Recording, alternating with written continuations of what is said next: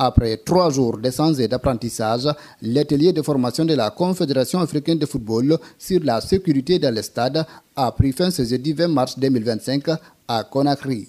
La cérémonie de clôture a rassemblé des responsables de la FEGIFOOT, des experts de la CAF et des autorités sportives nationales.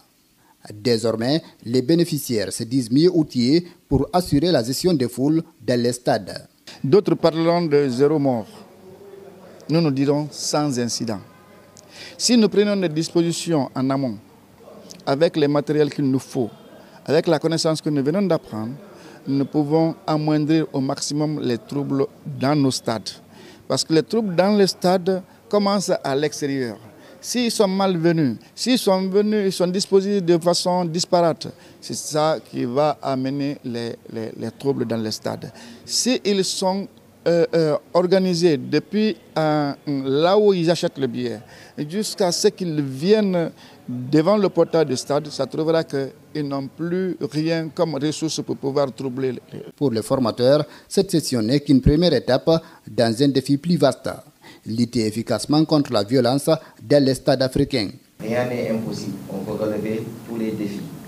Mais pour cela, il faudra que tout le monde se mette au travail en une seule équipe. Le chemin est encore très long. Le secrétaire général de la FEGIFOOT a quant à lui salué cette initiative. Il a exprimé sa reconnaissance envers la CAF pour avoir choisi la Guinée comme pays hôte de cette formation stratégique. Au terme de ce présent atelier qui s'est déroulé dans un contexte où la sécurité à l'intérieur et autour des stades devient une préoccupation majeure, je voudrais, au nom du président de la Fédération guinéenne de football et de l'ensemble des membres du comité exécutif, remercier et féliciter très chaleureusement les éminents instructeurs de la CAF, M. Aboubakar Sen et M. Medjiba Rachid, pour leur disponibilité et leur expertise avérée au cours de cet atelier.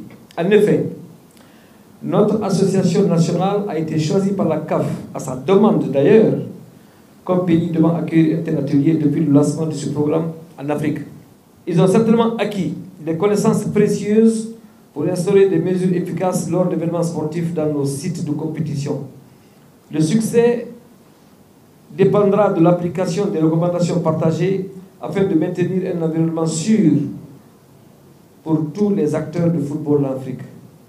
Je voudrais pour terminer par exprimer la gratitude de notre comité exécutif et de l'ensemble des participants au président de la Confédération africaine de football, Dr Patrice Motsepe, au secrétaire général Véron Mosengo Omba et à Dr Christian Emeroua, chef département sécurité et sécurité de la CAF, pour avoir donné une chance ultime à notre pays à travers cet atelier de minimiser les risques de violence dans nos événements sportifs.